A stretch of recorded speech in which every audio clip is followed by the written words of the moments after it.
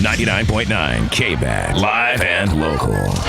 The Mason's Real Rock Station. It's Mudley in this fine afternoon, man. And I think you guys are going to love it. Everybody's familiar. He has an amazing album that is out. It's phenomenal. My very special guest, Mr. Jim Breuer. How are you? Molly, I'm excited, man. Thank you. It's I'm hopped up with this album. It's gonna take a little time for people to kind of grasp it because they go, "What is he doing? Is it shtick? What is this?" And then, but it's catching on. You know, there's 2 funny songs on the album, but the rest are great hard rock, old '80s, early '90s style hard rock metal, and it's catching on. I love it. I'm beside myself. Phenomenal. I know that you've been, involved in the whole rock and roll world. How did that... How'd that happen? Yeah, how'd that happen? Yeah, it's easy. Well, it's not easy, but I've known Brian for a little while. He'll come to New York, he'll call. I go to Florida, I'll call him. He's been encouraging me to sing for a long time. He sounds like a pirate. "Jimmy, son, you got some power chords in your vocals. You should really just give it a whack, me son. Give it a try." And I'd sing with him, just goofing around at a party. I finally went for it. I got a great producer and all that jazz. And I'm playing Florida, and he comes up and says, "Jim, I heard you're making a record." I said, "Yeah." He goes, "I want to be on it." I said, "Listen, you're at a comedy show, you've had some drinks." You're like, no, I'm dead serious. You let me know, I want to record it. I really want to be on it. It'd be good fun.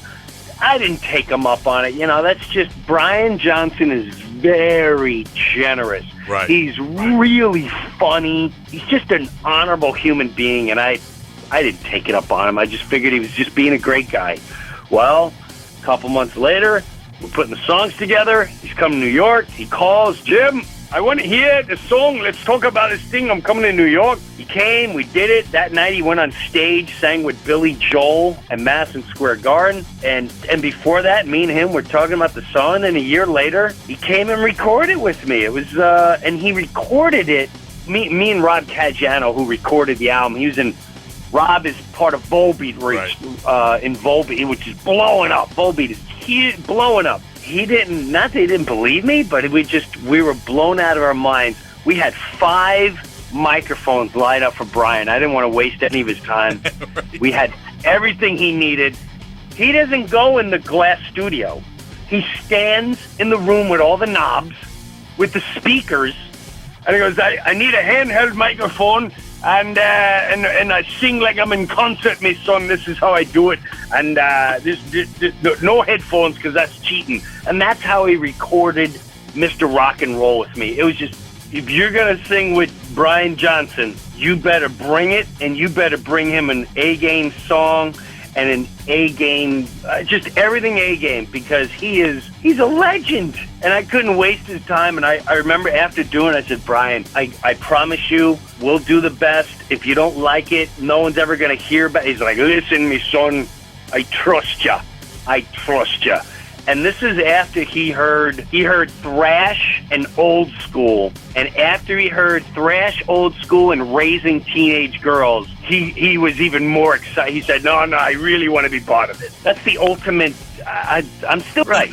So the fact that he would seek you out and want to be a part of something is awesome. It's mind-blowing. Absolutely mind-blowing. And when I go live with this, we're on a couple festivals. We're on the Chicago Open Air Fest, Houston Open Air, yep, and the Rock Allegiance, and then some shows in Brooklyn where we're going to be warming up a tour.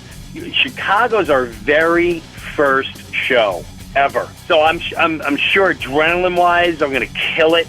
But yep, by the time we hit Houston, that is going to be it's even going to be a little more oil-tuned show, and I'm going to be pretty hopped up for that one.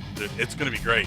Yeah, especially down there. I mean, that's pretty hard rock, southern rock territory. They're definitely going to come out in numbers. It's going to be crazy. Well, Jim, my friend, thank you very much for joining me this afternoon, brother.